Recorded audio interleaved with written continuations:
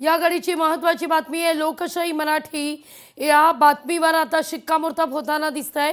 प्रशांत जगताप दुपारी 12 वाजता काँग्रेसमध्येच प्रवेश करणार आहेत, पक्षप्रवेश करणार आहेत। प्रशांत जगताप हे शिंदेंच्या शिवसेनेत जातात की ठाकरेंच्या शिवसेनेत अशी चर्चा होती, पण आता मात्र प्रशांत जगताप काँग्रेसचाच हात हाती धरताना दिसतील। दुपारी 12 वाजता जगताप काँग्रेसमध्ये प्रवेश करणार आहेत। लोकशाही मराठीने सुरुवातीला ही बातमी दिलेली होती आणि आता लोकशाही मराठीच्या बातमीवर शिक्कामोर्तब होताना दिसतंय।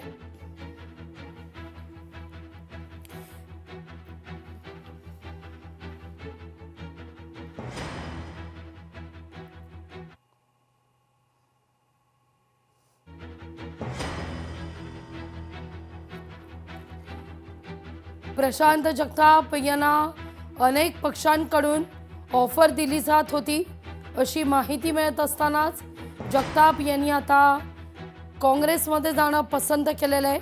हर्षवर्धन सपकाळ यांच्या उपस्थितीत जगताप यांचा 12 वाजता पक्षप्रवेश होईल।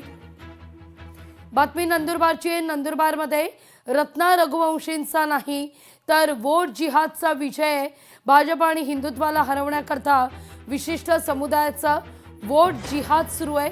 हिना गावित यांची रत्ना रघुवंशींवर टीका आहे।